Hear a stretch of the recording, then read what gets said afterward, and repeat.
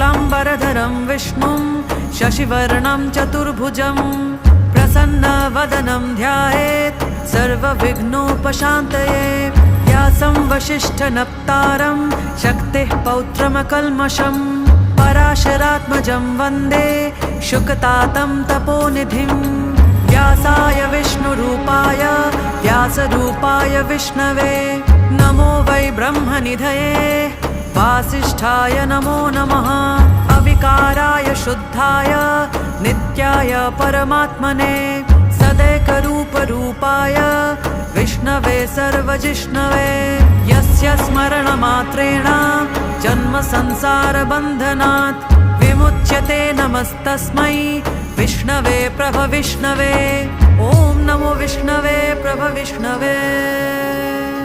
श्रीवैशम्पायन उवाच श्रुत्वा धर्म